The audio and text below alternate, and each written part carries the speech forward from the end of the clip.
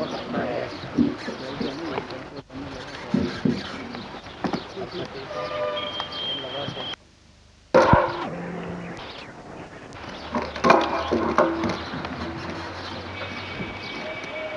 समयशाली परमागम शास्त्र है, उसका जीव नाम का प्रथम अधिकार में 13 नंबर की कथा वो चलती है, उसका स्वाध्याय चलते है। आचार्य भगवान अनादि काल से जो अज्ञानी प्राणी का लक्ष्य पर ऊपर है, स्व ऊपर यानी अपने पर लक्ष्य हुआ, व्यायक ज्ञानानंदात्मा पर लक्ष्य आता नहीं है। तो जहाँ तक निमित्त का लक्ष्य रहता है, वहाँ तक 9 तत्व की उत्पत्ति हो जाती है। वो 9 तत्व की उत्पत्ति होने से अपना शुद्धात्मा उसमें तिरोभूत हो जाता है, होने पर भी दिखाई नहीं देता है। 9 तत्व की उत्पत्ति कैसे हो, और उत्पत्ति होने पर भी उससे भिन्न आत्मा कैसे है, कैसा है, और कैसा है दृष्टि में आ जावे। बात तो मेरी भाषा तो गुजराती है, ऐसी हिंदी भाषा तो है नहीं जो आप सबको समझ में आती है। नहीं तो छुट्टी मिले तो मैं गुजराती में बोलूं।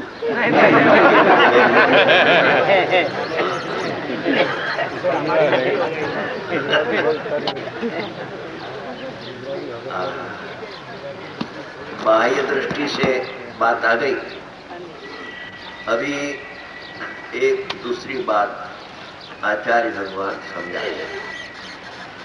अपने तो आचार्य भगवान को सुनने के लिए इधर इकट्ठा हुआ है कि लालचंद भाई को सुनने के लिए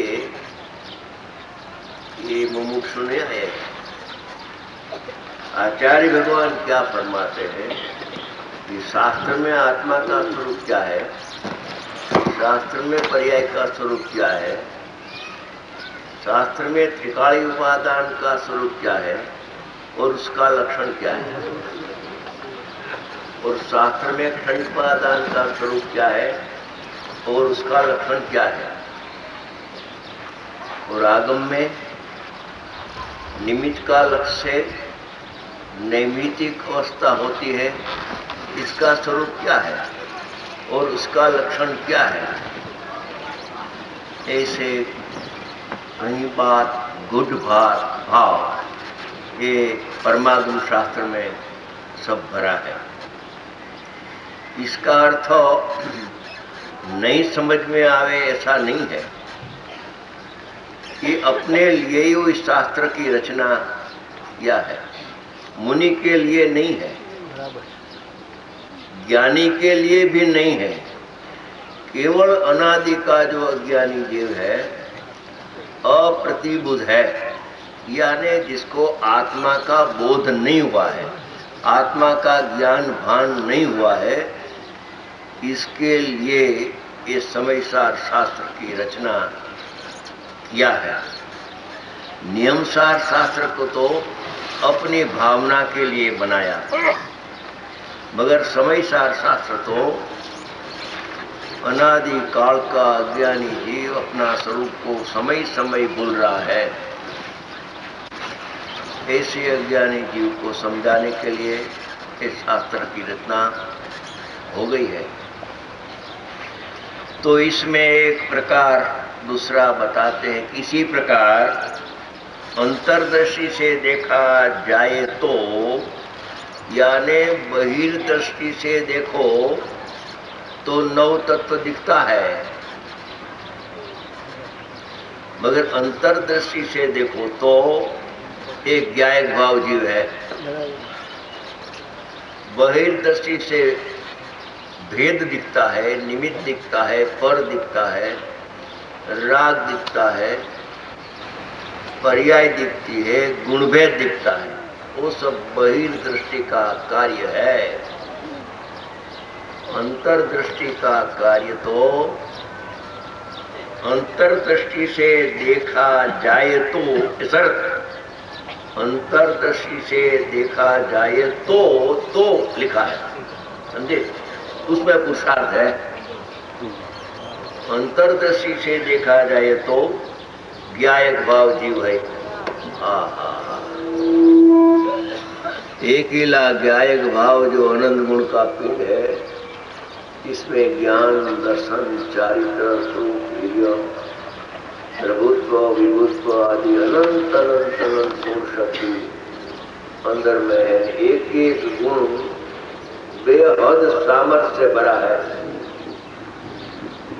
छलो छल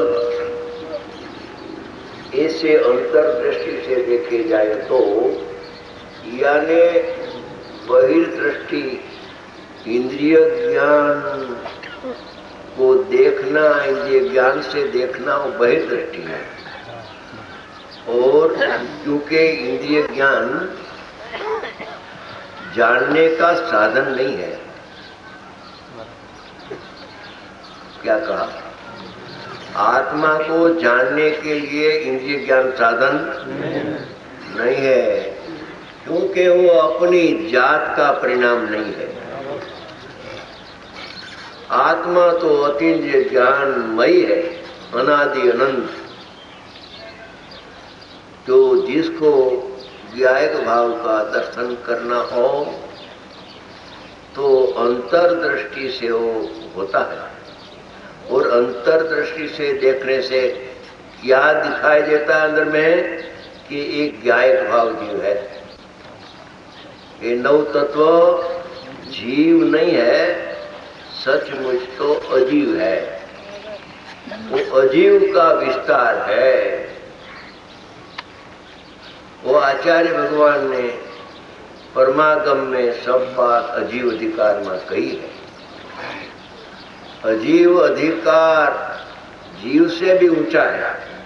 अरे ये क्या? जीव का स्वरूप अस्थि से कहा और अजीव का स्वरूप नास्ति से, पर जीव का स्वरूप ही कहा। जीव बताना है, अजीव बताना नहीं है।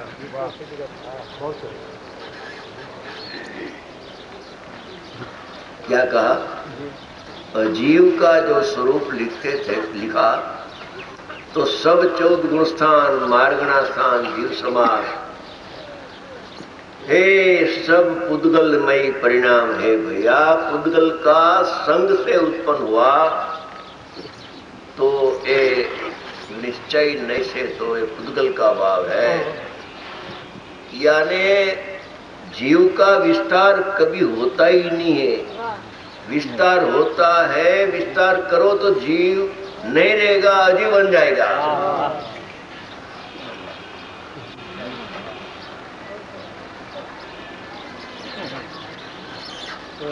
सुरेंद्र भाई, ये सब शास्त्र की बात मैं बताता हूँ। अजीव अधिकार है। नास्ति से भी जीव का स्वरूप बताना है कि ये 14 गुण स्थान है, मगर वो जीव नहीं है, जीव से जुदा है, तो अजीव है। ऐसे अंतर्दर्शी से देखो तो ज्ञायक भाव जीव है। जीव एक ही है, जीव का नव स्वरूप नहीं है, वो तो स्वांग है, स्वभाव नहीं है। अंतर्दर्शी से देखा जाए तो ज्ञायक भाव जीव है और जीव के विकार का हेतु वो जीव है।